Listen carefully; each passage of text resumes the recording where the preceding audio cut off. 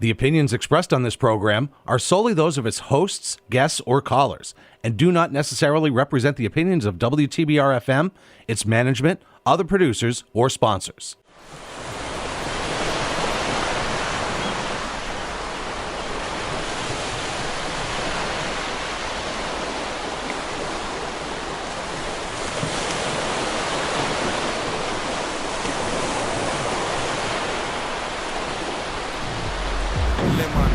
Osmosis, carbonated, filtered, distilled. See? In trouble.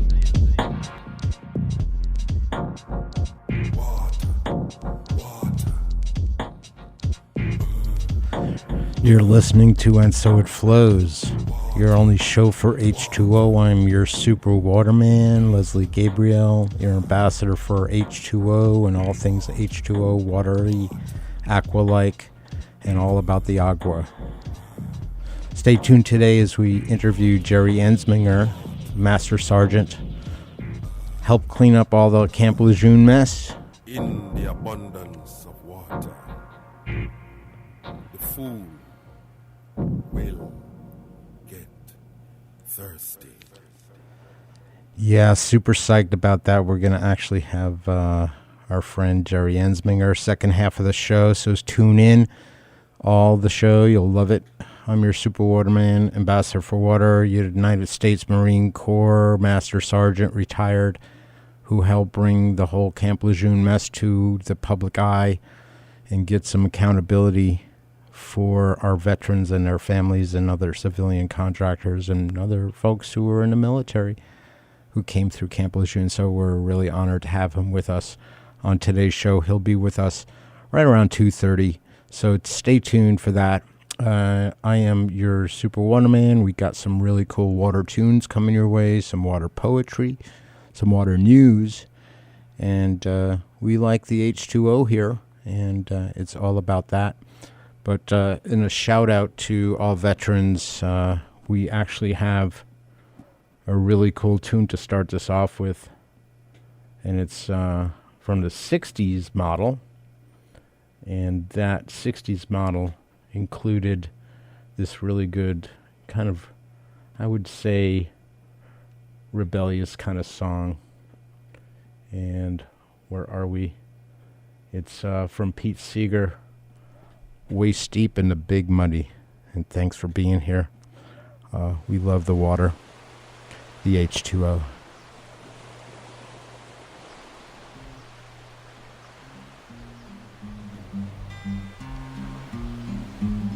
It was back in 1942, I was a member of a good platoon. We were on maneuvers in Louisiana one night by the light of the moon. The captain told us to ford a river, that's how it all begun. We were knee-deep in the big muddy, the big fool says to push on. The sergeant said, "Sir, are you sure this is the best way back to the base?" "Sergeant, go on, I forded this river about a mile above this place. It'll be a little soggy, but just keep slogging, we'll soon be on dry ground." We were waist deep in the big muddy, the big fool says to push on. Well, the sergeant said, "Sir, with all this equipment, no man'll be able to swim." "Sergeant, don't be a nervous Nelly," the captain said to him. "All we need is a little determination, men, follow me, I'll lead on." We were neck deep in the big muddy, the big fool says to push on. All at once, the moon clouded over, we heard a gurgling cry. A few seconds later, the captain's helmet was all that floated by. The sergeant said, "Turn around, men, I'm in charge from now on." And we just made it out of the big muddy with the captain dead and gone. We stripped and dived and found his body stuck in the old quicksand. I guess he didn't know that the water was deeper than the place he'd once before been. Another stream had joined the big muddy about a half mile from where we'd gone. We were lucky to escape from the big muddy when the big fool said to push on. Well, I'm not going to point any moral, I'll leave that for yourself. Maybe you're still walking, you're still talking, you'd like to keep your health. But every time I read the paper, them old feelings come on. We're waist deep in the big muddy, the big fool says to push on. Waist deep in the big muddy, the big fool says to push on. Waist deep in the big muddy, the big fool says to push on. Waist deep, neck deep, soon even a tall man will be over his head. We're waist deep in the big muddy, the big fool says to push on.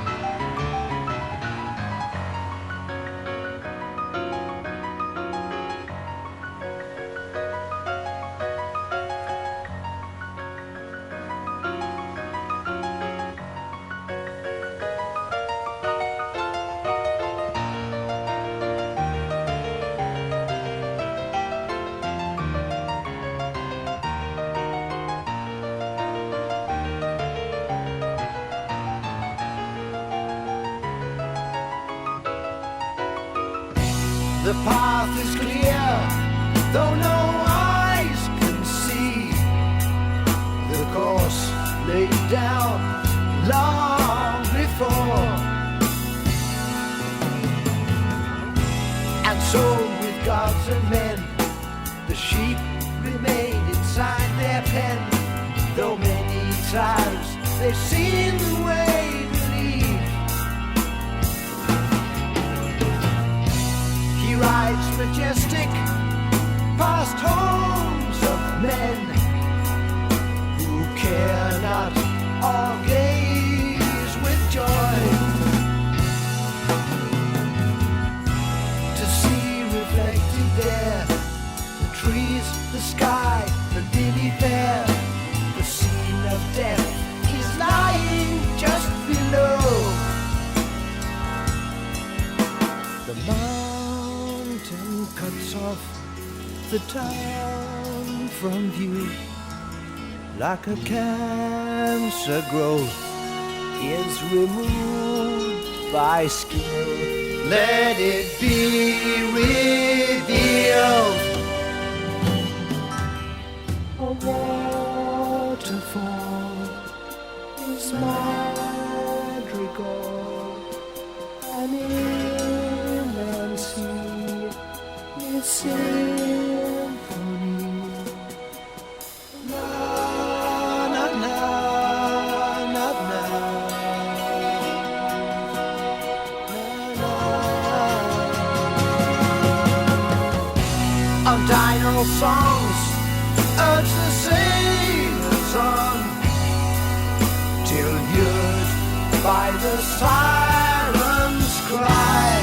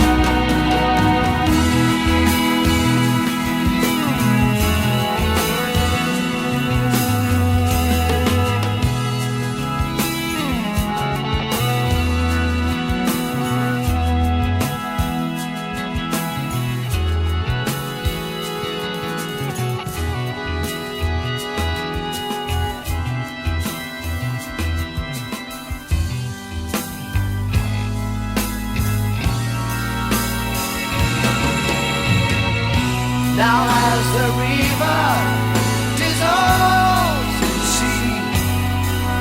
So Neptune has claimed another soul. And so with gods and men, the sheep remain inside their pen until the shepherd leads his flock away. The sands of time were eroded by the river of constant change.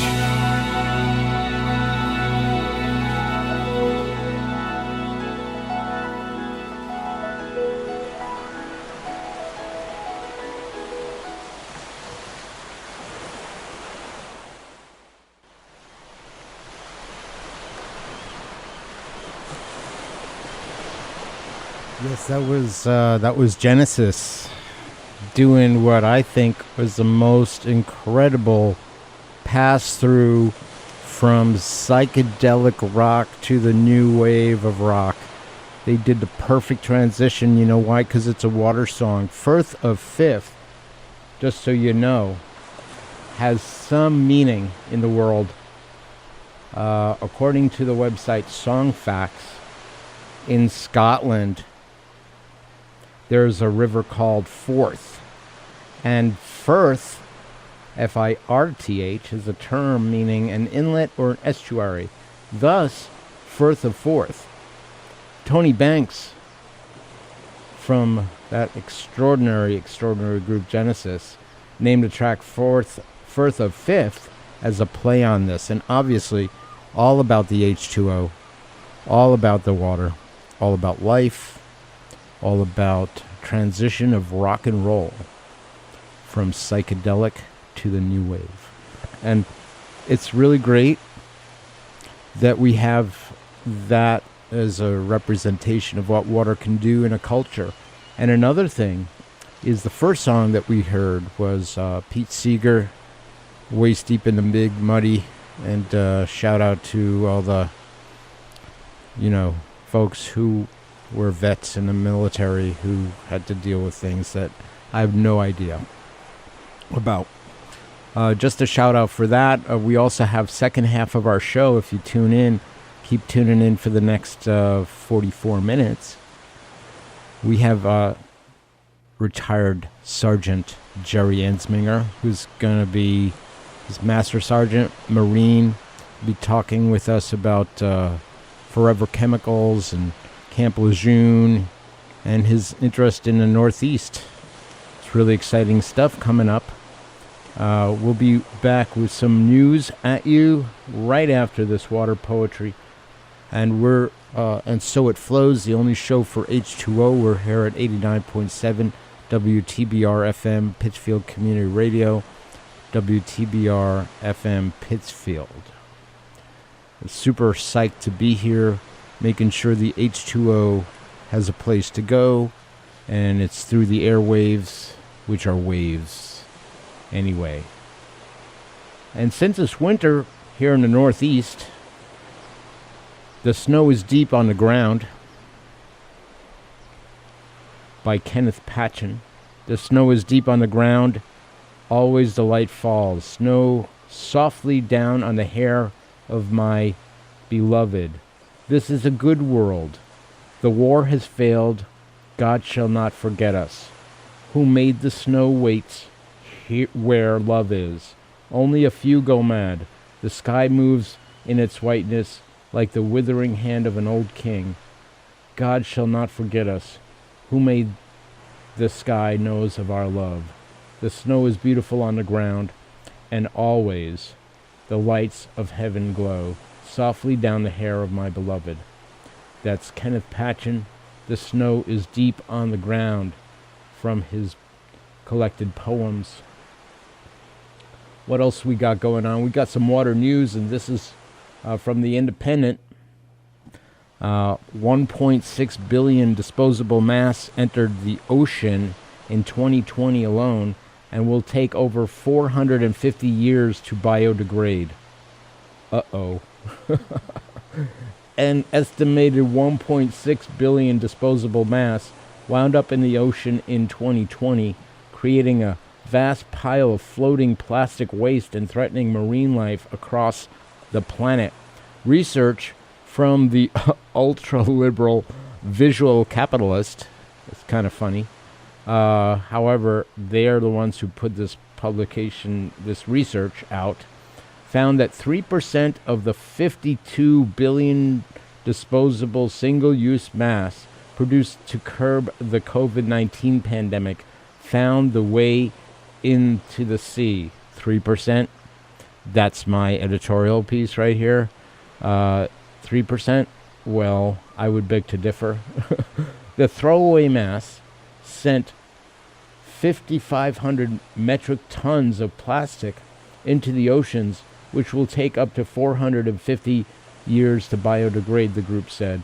The waste from the surgical mask created a mass of plastic waste about 7% the size of the Great Pacific Garbage Patch, a huge gyre of floating debris that circulates in ocean currents. The Great Pacific one is just one of them. There are over 5 in the world. The Great Pacific one, understandably, is bigger than the state of Texas, all with plastic debris.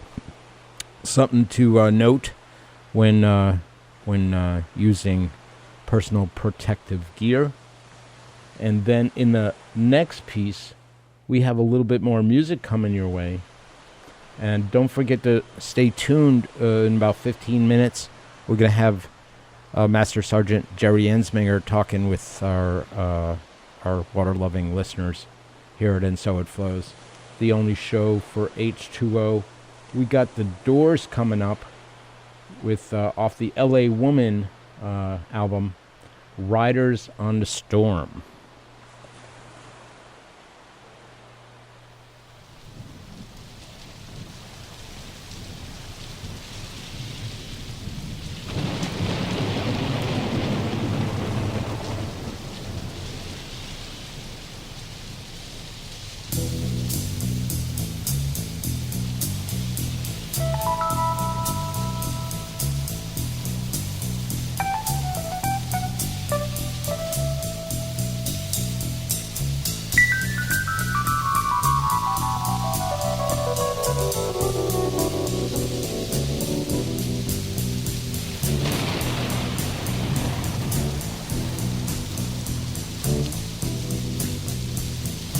Riders on the storm, riders on the storm. Into this house we're born,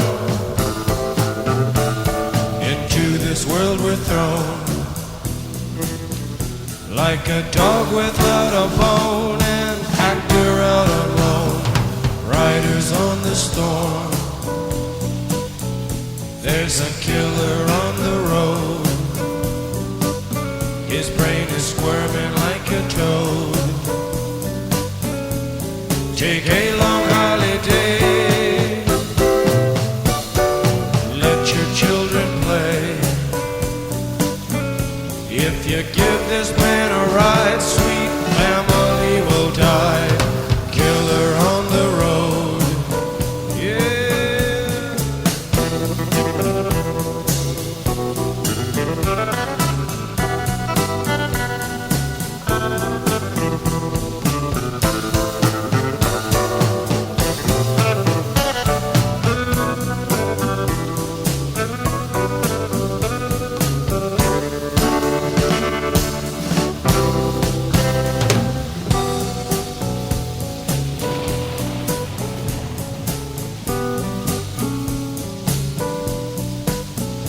Girl, you gotta love your man. Girl, you gotta love your man.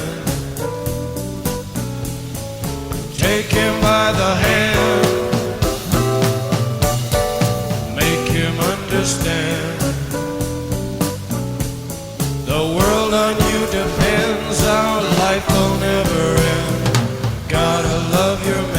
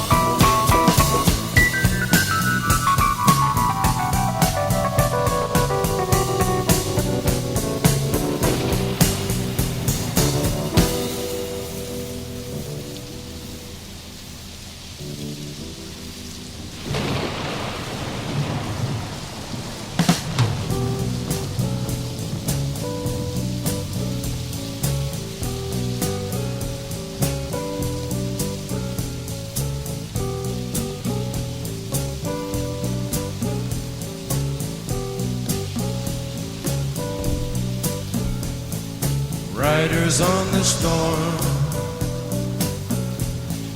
Riders on the storm. Into this house we're born.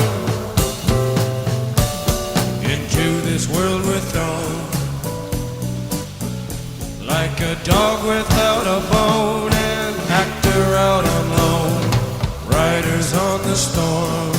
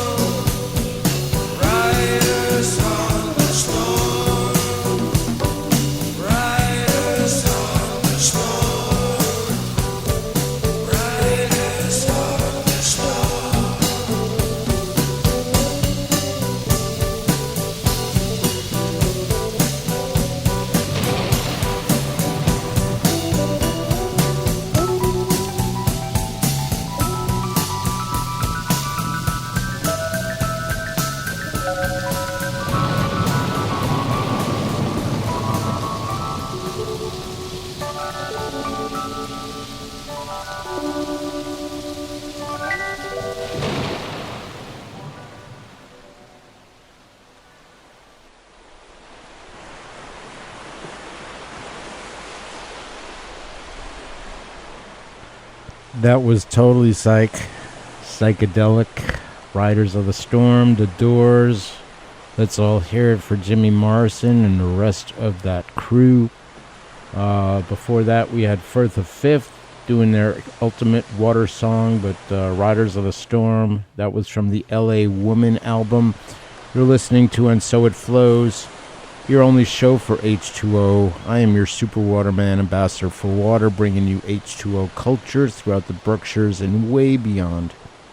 Out here at the 89.7 WTBR-FM, Pittsfield Community Radio, WTBR-FM Pittsfield. Look it up. Check out our podcast. You could see it over at Amazon Audible, Google Podcasts, Apple Podcasts, and Stitcher.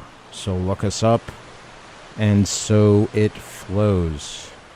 AND space SO space IT space FLOWS. It's cool. It's great. It makes WTBR and Pittsfield Community Radio look awesome when you download it. So do that because you love us and you love water. And we got coming up shortly Jerry Ensminger. He'll be with us right after this tune from Caribbean Queen. And that's actually called Caribbean Queen, and it's Billy Ocean.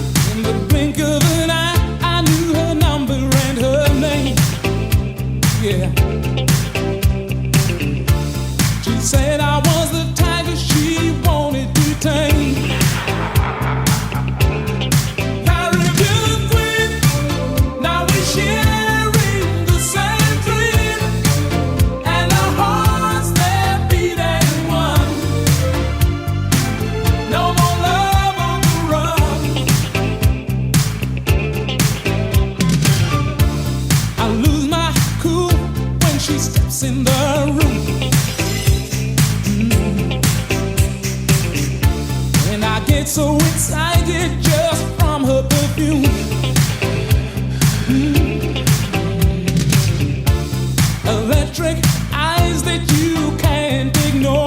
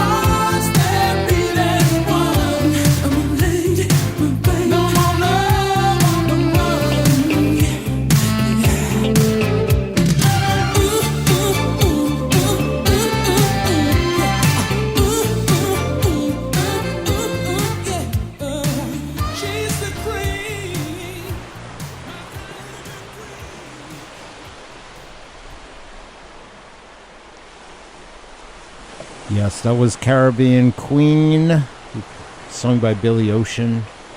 Amazing, amazing song. Super glad to be with you. Next up, we have Jerry Ensminger.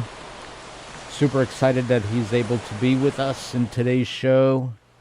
So, without further ado, here's my friend Jerry, United States Marine Corps Master Sergeant, talking about Camp Lejeune. Welcome aboard.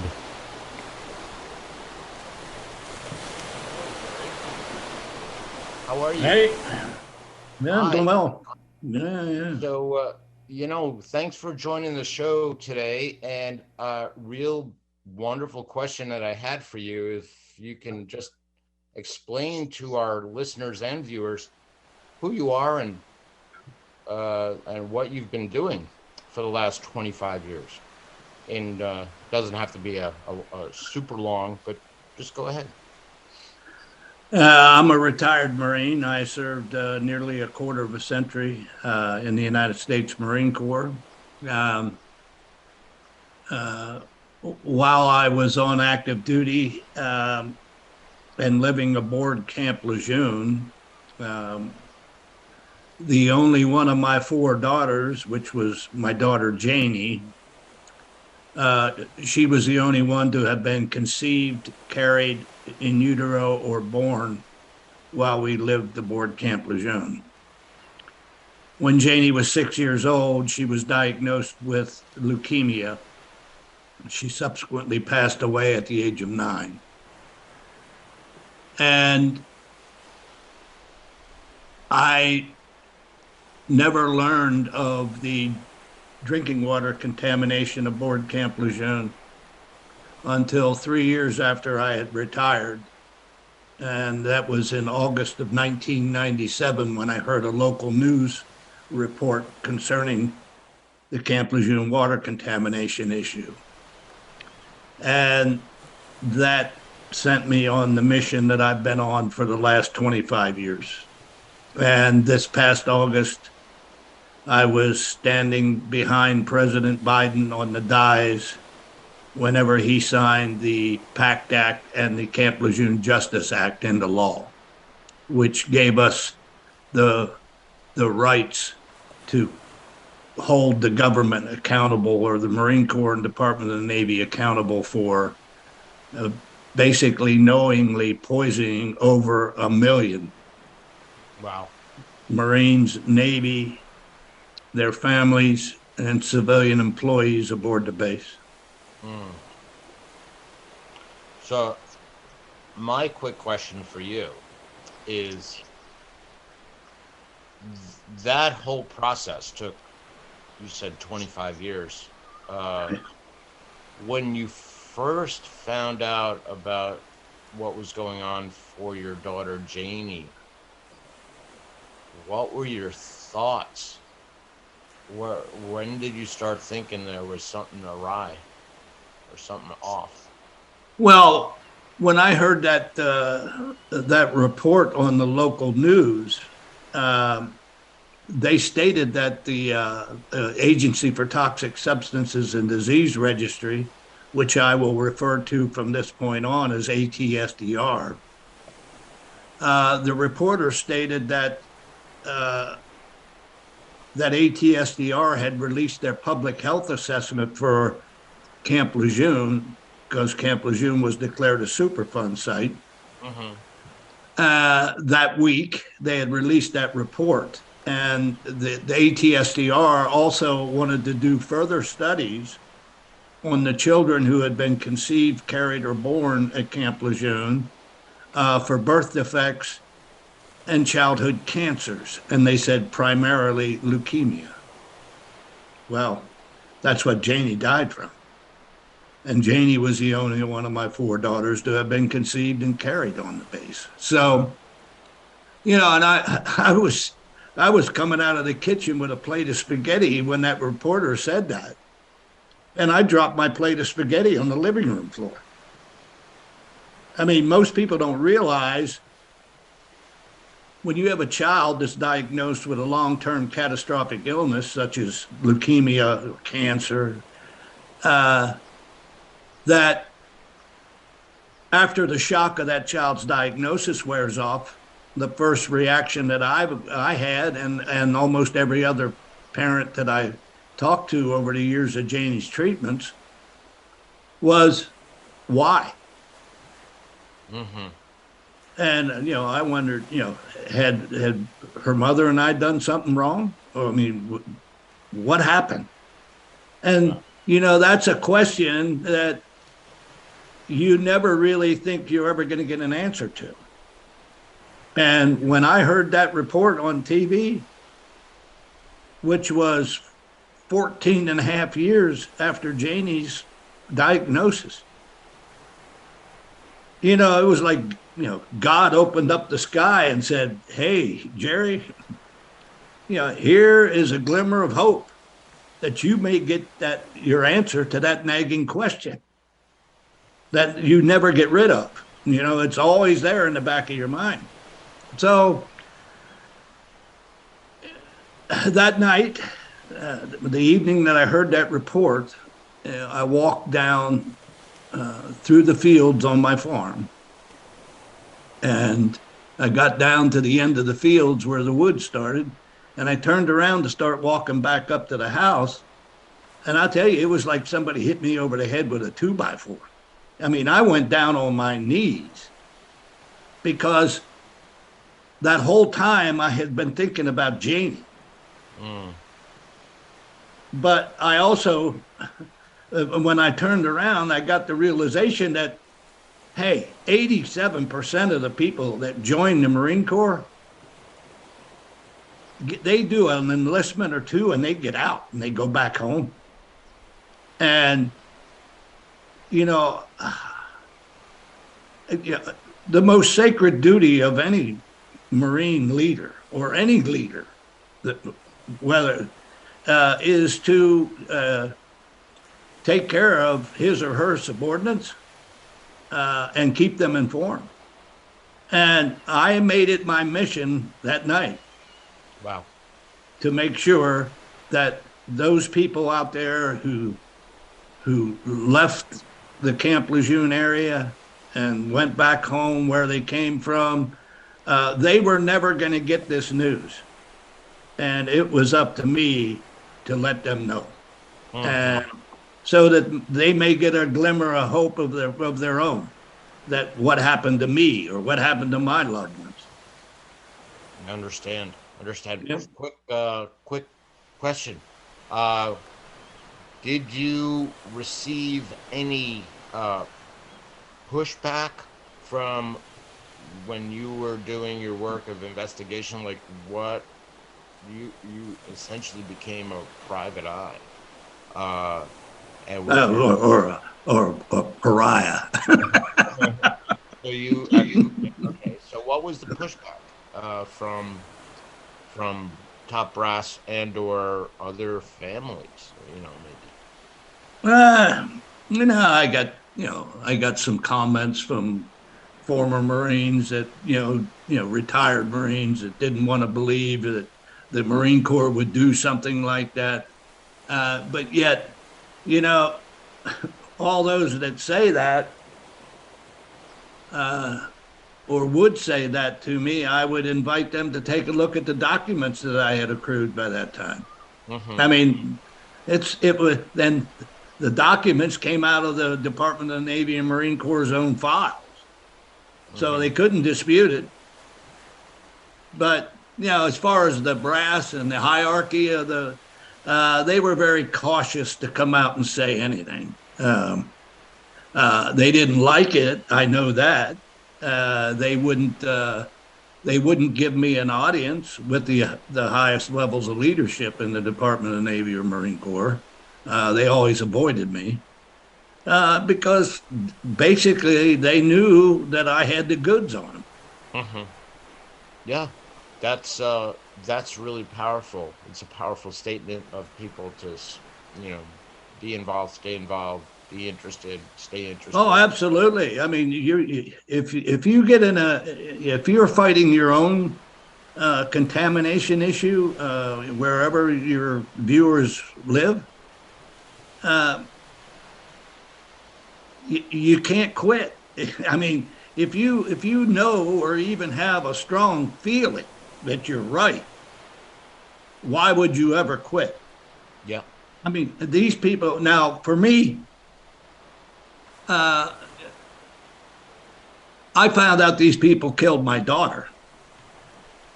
And, I've had roadblocks thrown up in front of me by members of Congress, by the hierarchy in the Department of Defense. But I always found a way to either get over them or get around them. So, I mean, and I had members of Congress that assisted me. Not all of them are, bad. I mean, there's a lot of them that are good too. Yeah. I would bet that you also had a lot of support from folks who didn't know about this and got upset and surprised and wanted to be involved in making sure there was restitution, accountability. It's a big deal, especially with organizations who claim accountability or claim that's a thing that they practice. And well, I'll give your viewers some more advice. When you're dealing with elected members, whether they're, county commissioners or members of the House of Representatives or your state legislature, state senators, governors, U.S. House of Representatives or U.S. senators, politicians dance to the two M's. That's media and money. So when you start impacting that, well, they start paying attention. Yeah. Most of our listeners are direct listeners on our, because it's a radio show, podcast, and Zoom interviews and video that way. Most of our listeners are within Berkshire County in Western Massachusetts, primarily in the Pittsfield area, and then globally through our podcast. And our show, And So It Flows, in my show, there's some stuff going on here in Berkshire County, particularly around Pittsfield. We have a variety of different, contractors that contract with the Department of Defense. And they, some of them have left a mess behind, primarily the forever chemical PCBs. And, it's something that you said you took some interest in. And are you coming up to the Northeast at all, or on your current journey to assist, Marines and their family members and other folks from Camp Lejeune to take part in some monies that are available? Are you going to be coming into the Northeast? Yeah, we are, but I can't give you a date right now. I mean, it's going to be. We're taking a break for the holidays right now, and then after New Year's, we're going to be going to Eastern and Northern Virginia. After that point, when we're in the worst throes of winter, we're going to head south to Florida, the way things are shaping up right now. And Florida is a huge state, and it's a huge state for military retirees, a lot of them down there, and some other points south. And then we're going to, when spring starts to break up there in the Northeast, we're going to be coming up there. Okay, great. Have you read anything about the Pittsfield area? Have you read anything? Just what you showed me. That's all I knew about it. Okay. It's a major thing. We have a big big veteran community in parts of Berkshire County, and I'm sure people would be interested to hear what you might have to say about it. As time progresses, who are the polluters? We got most of the PCBs come from General Electric. Electric. There's a big issue going on in Lee, Massachusetts, where the consideration currently is an issue called the End of River Agreement, which I believe in my mind that it was signed in early 2020. And it calls for a placement of a PCB dump in the Berkshire town of Lee, Massachusetts, and there's somewhat of a community concern about that for a variety of reasons. Number one, the landfill will have PCBs. The landfill siting is going to be on top of a hill, supposedly, and siting of that allows for erosion, and then it would be a way over the long term of double dipping that PCB poisoning, meaning if there's enough erosion, will it impact the river, the Housatonic River, one more time? And then there are concerns of did the EPA and General Electric look deeply into alternative ways of dealing with the waste? Did they, leave no stone unturned per se to actually remediate that waste in a way that isn't going to impact the same community and or communities that were already impacted? So that's currently through EPA, General Electric. There's an organization called Housatonic River Initiative that is deeply involved, and they have been fighting that for a bit of time. Well, I mean, GE completely contaminated the entire Hudson River, and they've still not cleaned that up. Yeah. So, I mean, It's, it would take. Yeah, and in one of our phone calls, you had actually mentioned that your concern, besides the work that you've done that allowed for, some restitution and accountability, but your concern, you were saying something about how you'd like to shift how the Department of Defense relates to life and earth and their practices. And so I mean, one of my goals is to change the culture in the Department of Defense concerning environmental issues. I also want Congress to take a look at the immunities that the United States Department of Defense has been privileged to or granted, because they're abusing those immunities.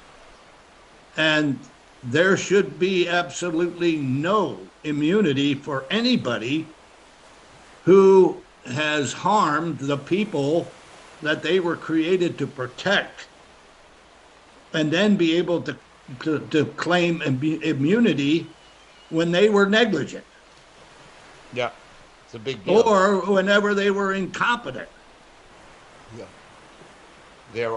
There's plenty of documentation that actually shows that areas around bases tend to be more contaminated. Well, most of the American people don't realize that the United States Department of Defense is our nation's largest polluter. Forget about Dow Chemical, forget about DuPont, forget about ExxonMobil. The United States Department of Defense has more Superfund sites than any other entity in this country. Wow. Yeah. Yeah, that's something that a lot of people would, drop, not just, their dinner. And it's not just military bases either. It's also DOD's contractors. No. And their factory sites. Yeah, and that would probably include Dow. So. Well, yeah. Honeywell, you name it. Yeah, I buy that. I do buy it. And Jerome Ensminger, Jerry Ensminger is with us. If you're just tuning in, Jerry is with a retired master sergeant or drill sergeant. Either Retired master sergeant. master And sergeant. the Marine Corps does not have drill sergeants. The Army and Air Force have drill sergeants. The Marine Corps has drill instructors. Okay, so we have Yeah. Master Sergeant Jerome and Jerry Ensminger, who was instrumental in creating what was called the Janie Ensminger Act, which held the Department of Defense accountable for the tune of $2.2 or $2.4 billion for restitution for folks going through Camp Lejeune. I believe it was a 30-year period. No, wait a minute. You got something mixed up there. The Janie Ensminger Act was signed by President Obama Yes. in 2012. Yep. 2012, which provided health care. Yep. This current legislation is the Camp Lejeune Justice Act. Okay. Yeah. Okay. The Camp Lejeune Justice Act, was there money tagged for that as well? How much was there? No, there's not.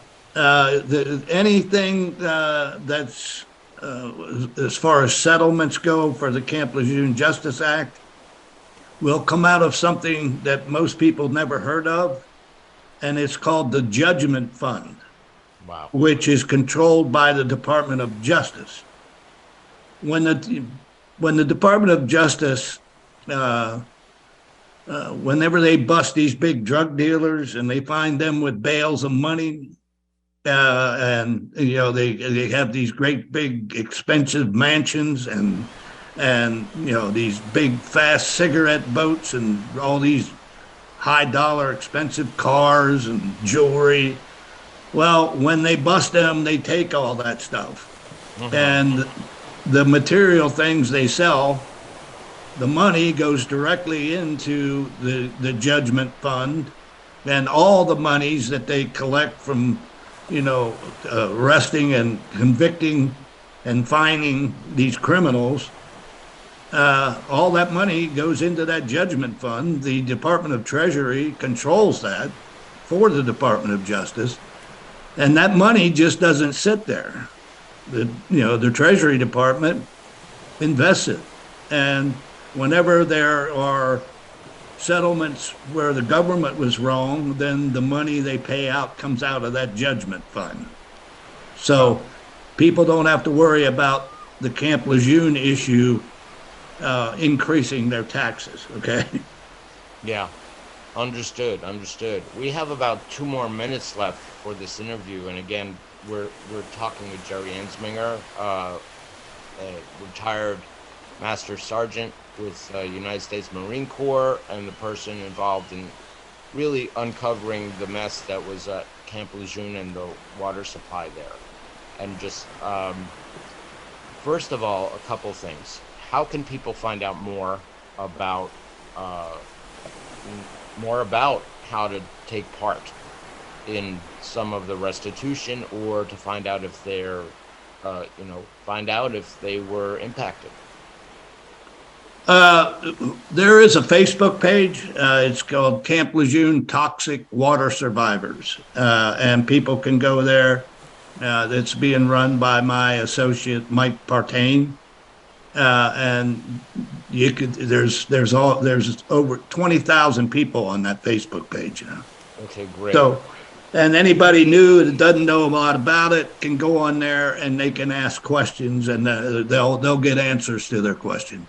And just repeat that, the name of that Facebook page one more time.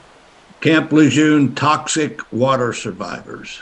Wow. Okay, gotcha. And we'll make sure that gets known.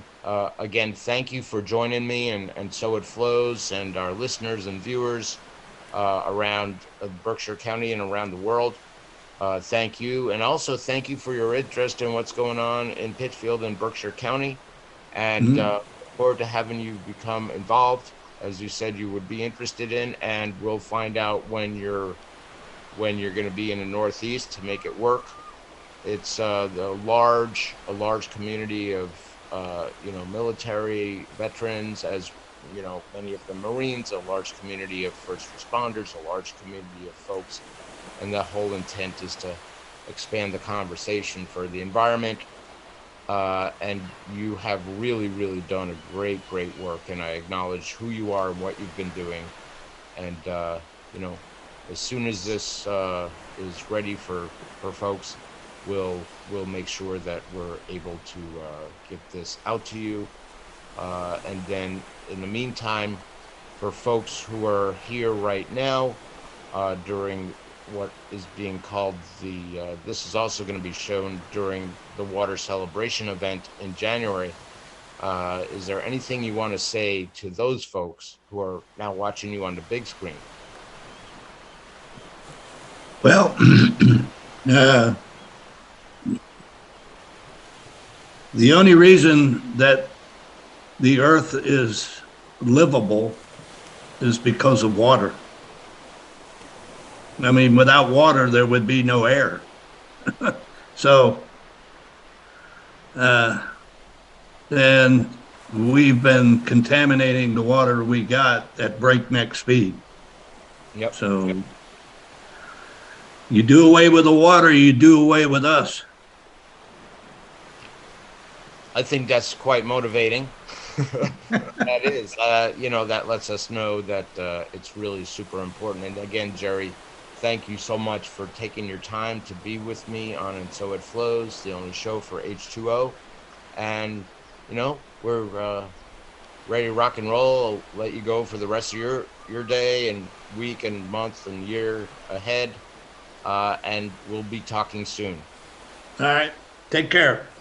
Take care and have a wonderful, wonderful day. Semper Fi.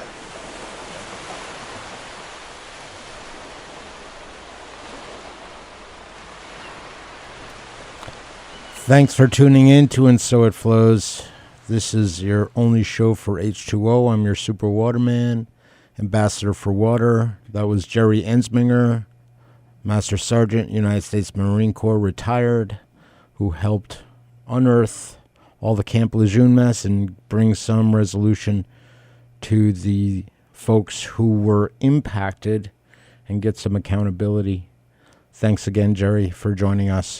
This is And So It Flows. We're here at 89.7 WTBR-FM, Pittsfield Community Radio in Pittsfield, Massachusetts. And we're also on Stitcher. We're on Google Podcasts, Apple Podcasts, as well as Amazon Audible or Amazon Podcasts. Looking forward to being with you next week. In the meantime, And So It Flows is chiming out. And it's been good to be with you. And have yourself a great H2O day.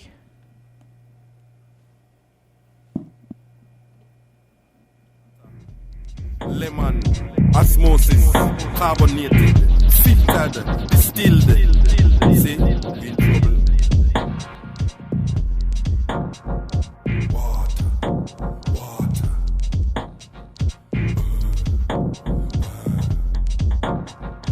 Water, water.